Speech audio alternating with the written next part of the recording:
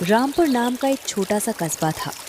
कस्बे के मुख्य बाजार में रोज काफी चहल पहल रहती थी। उसी बाजार के एक कोने में रघु अपना पानी पूरी का ठेला लगाता था। रघु गरीब जरूर था, लेकिन बहुत मेहनती और ईमानदार इंसान था। रघु की पानी पूरी पूरे बाजार में मशहूर थी। उसकी पानी पूरी का स्वाद अच्छा होने के साथ साथ वो साफ सफाई का भी पूरा ध्यान रखता था। उसकी पत्नी कमला भी उसके काम में हमेशा उसका साथ देती थी। रघु, आलू और चने ठीक से तैयार कर लिए हैं ना? आज बाजार में काफी भीड़ होने वाली है। अगर सामान कम पड़ गया तो फिर तुम्हें बीच में घर आना पड़ेगा। हाँ कमला, सब कुछ तैयार है। आज मैंने थोड़ा ज़्यादा सामान रखा है। मौसम भी अच्छा लग रहा है, इसलिए उम्मीद है कि आज बिक्री भी अच्छी होगी।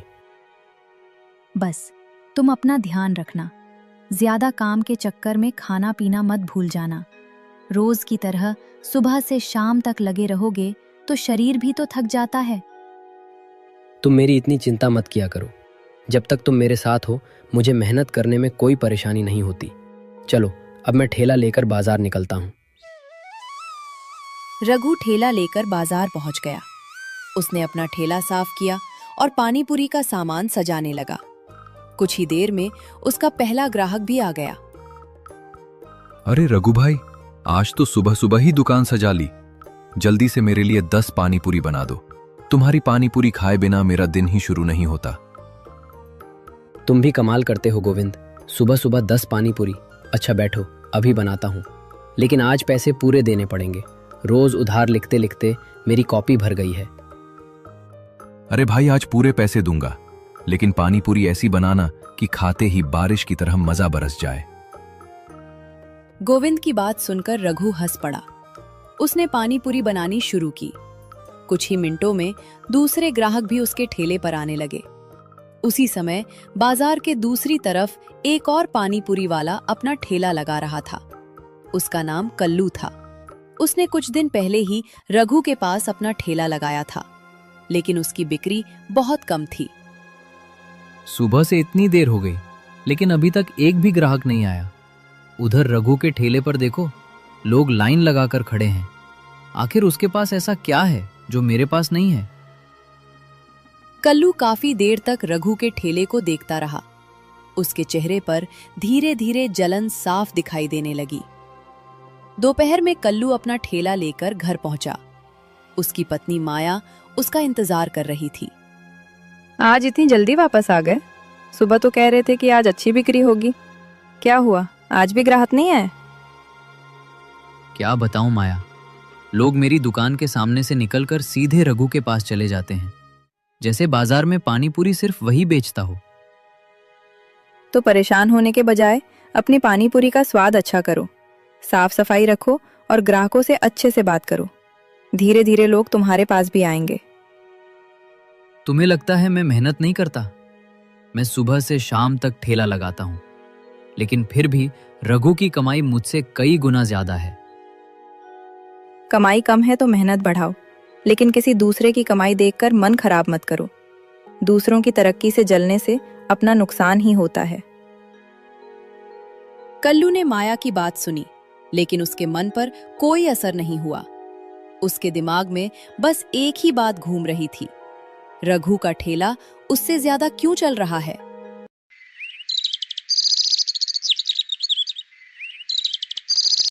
अगले दिन भी वही हुआ। रघु के ठेले पर ग्राहकों की भीड़ थी और कल्लू का ठेला लगभग खाली था। तभी गांव के बुजुर्ग दीनानाथ बाबा वहां से गुजर रहे थे। कल्लू बेटा, इतनी चिंता क्यों कर रहे हो? नया काम शुरू किया है तो थोड़ा समय लगेगा।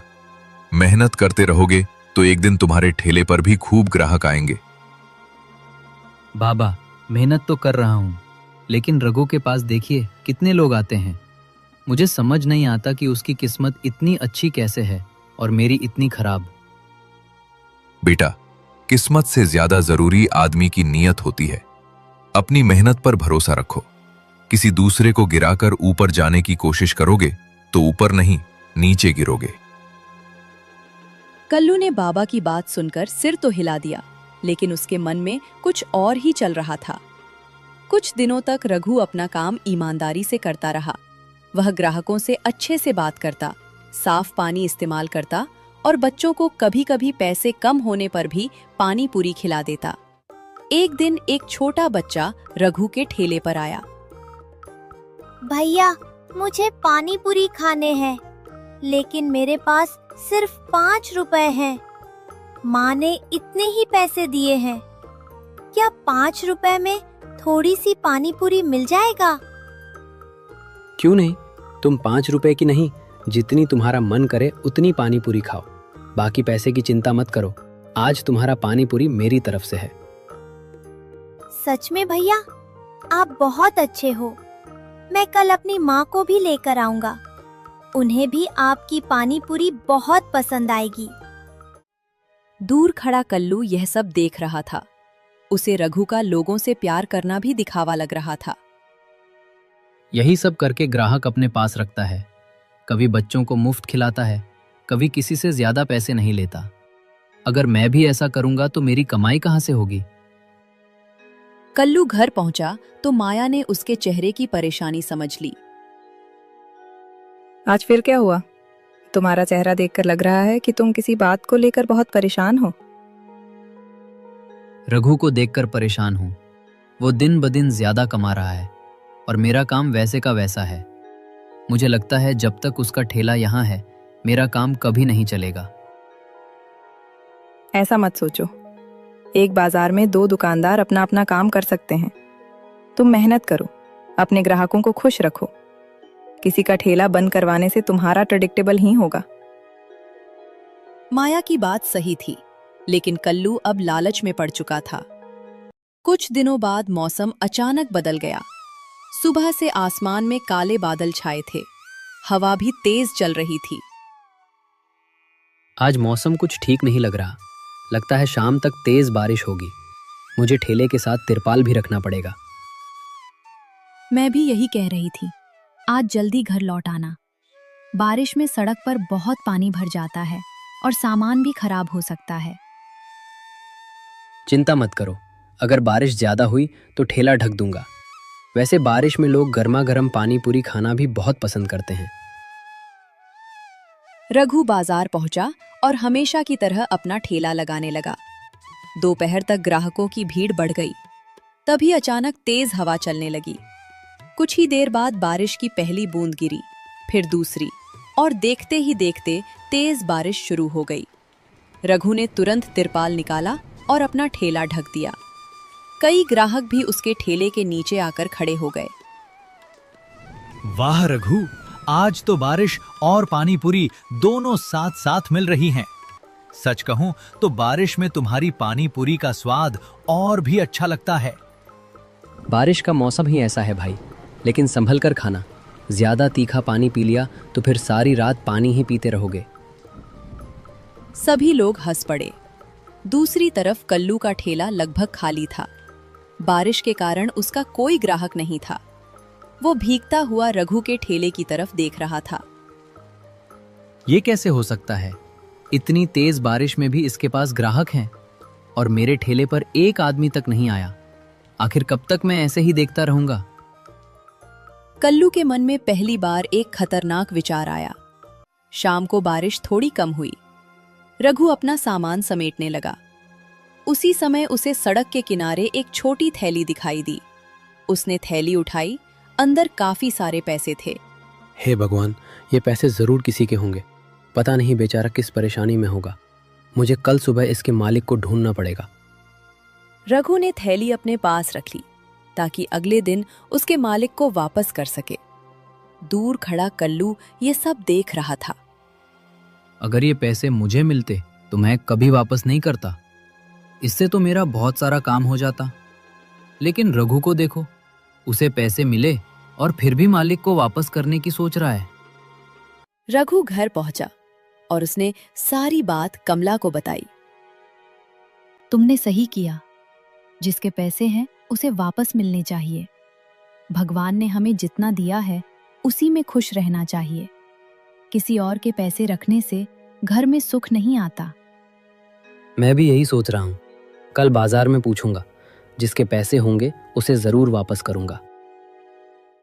अगली सुबह एक आदमी बाजार में परेशान होकर अपनी पैसों की थैली ढूंढ रहा था। रघु ने उससे थैली के बारे में पूछा और कुछ सवाल करने के बाद उसे वही थैली वापस कर दी। भाई, तुमने आज मेरा बहुत बड़ा नुकसान होने से बचा लिया। इसमें मेरे घर के जरूरी पैसे थे। अगर ये नहीं मिलते तो मेरा पूरा परिवार मुश्किल में पड़ जाता। भाई, इसमें मेरा कोई एहसान नहीं है। पैसे आपके थे और मैंने सिर्फ उन्हें आपको वापस किया है। ईमानदारी करना कोई एहसान नहीं होता। आसपास खड़े लोगों ने रघु की ईमानदारी की तारीफ की। कल्लू भी वहीं खड़ा था। उसे ये सब देखकर खुशी नहीं हुई, बल्कि उसके मन में जलन और बढ़ गई। आज पैसे वापस करके इसे सबकी नज़र में अच्छा इंसान बना दिया। हर तरफ लोग इसकी तारीफ करते हैं। अगर मुझे भी आगे बढ़ना है तो कुछ अलग करना पड़ेगा। कल्लू के मन में अब सिर्फ व्यापार बढ़ाने की इच्छा नहीं थी, उसके अंदर लालच पैदा हो चुका था। वो चाहता था कि रघु का ठेला किसी तरह बंद हो जाए। उसे ये समझ नहीं आ रहा था कि किसी की मेहनत से मुकाबला करने के बजाय वो उसकी सफलता छीनने के बारे में क्यों सोच रहा है। उसी शाम कल्लू अपने ठेले के पीछे अकेला बैठा था। उसने चारों तरफ देखा। बारिश के बाद सड़क पर पानी जमा था। आसमान में फिर से काले बादल दिखाई देने लगे थे। रघु को हटाए बिना मेरा काम नहीं चलेगा। अब मुझे कुछ ऐसा करना होगा जिससे उसके ग्राहक मेरे पास आने लगे। अगर जरूरत पड़ी तो मैं उसके ठेले को ही बंद करवा दूंगा। उसे ये नहीं पता था कि लालच की शुरुआत अक्सर एक छोटे से विचार से होती है, और वही छोटा विचार अगर समय रहते रोका न जाए तो इंसान को ऐसे रास्ते पर ले जाता है जहां से लौटना बहुत मुश्किल हो जाता है। उधर रघु को कल्लू के मन में चल रही किसी भी बात का अंदाजा नहीं था।